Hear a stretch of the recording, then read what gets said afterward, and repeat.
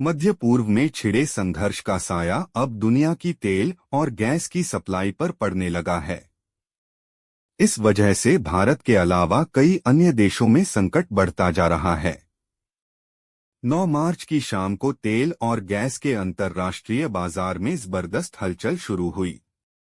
इसकी जड़ straight of Hormuz के रास्ते आने वाले तेल की सप्लाई का बाधित होना है। लेकिन भारत में तेल और गैस सप्लाई की कमी को लेकर हो रही चर्चाओं के बीच पेट्रोलियम मंत्री हरदीप सिंह पुरी ने कहा है कि घरेलू उपभोक्ताओं के लिए गैस सप्लाई की कोई किल्लत नहीं है और घबराने की जरूरत नहीं है। ईरान पर अमेरिका और इसराइल के ताबड़तोड़ हवाई हमलों के बीच ईरान ने स्ट्रेट ऑफ होर्मुज से तेल टैंकरों की आवाजाही को बाधित कर दिया है। इसी रास्ते से चीन, जापान और भारत समेत कई देशों को तेल और गैस की सप्लाई होती है।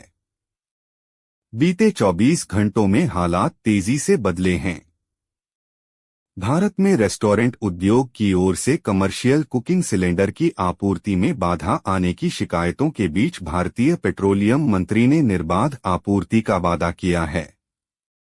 पेट्रोलियम मंत्री हरदीप सिंह पुरी ने एक्स पोस्ट में लिखा, भारत की ऊर्जा आयात अलग अलग स्रोतों और रास्तों से जारी है। हमने युद्ध जैसी स्थिति के बावजूद कदम उठाए हैं ताकि घरेलू उपभोक्ताओं को 100% सीएनजी और पीएनजी की सप्लाई मिले। बाकी उद्योगों को भी 70 से 80% तक सप्लाई मिलती रहे। सोमवार शाम बेंचमार्क ब्रेंट क्रूड की कीमत 9 मार्च को प्रति बैरल $100 के पार चली गई थी, लेकिन 10 मार्च को इसमें करीब 10% की गिरावट आई। इससे पहले यह बढ़त स्ट्रेट ऑफ होर्मुज में लंबे समय तक रुकावट की आशंका के कारण हुई थी। लेकिन इसके बाद अमेरिका के राष्ट्रपति डोनाल्ड ट्रंप ने कहा कि युद्ध लगभग खत्म हो चुका है। उनके इस बयान के बाद कीमतों में यह गिरावट आई। इससे पहले बाजार में काफी उतार चढ़ाव देखा गया था और मध्य पूर्व में उत्पादन घटने के कारण पिछले हफ्ते कीमतें 30% से ज्यादा उछल गई थीं। सऊदी अरामको के सीईओ ने चेतावनी दी कि अगर स्ट्रेट ऑफ होर्मुज लंबे समय तक बंद रहा तो इसका वैश्विक बाजारों पर भारी असर पड़ सकता है। उनका कहना है कि ऐसा होने पर स्ट्रेट ऑफ होर्मुज से जुड़े तेल उत्पादन का बड़ा हिस्सा 1 महीने के भीतर रुक सकता है। अरामको के सीईओ अमीन नासिर ने पत्रकारों को बताया, दुनिया के तेल बाजारों के लिए इसके विनाशकारी नतीजे हो सकते हैं। रुकावट जितनी लंबी चलेगी, वैश्विक अर्थव्यवस्था पर असर उतना ही गंभीर होगा।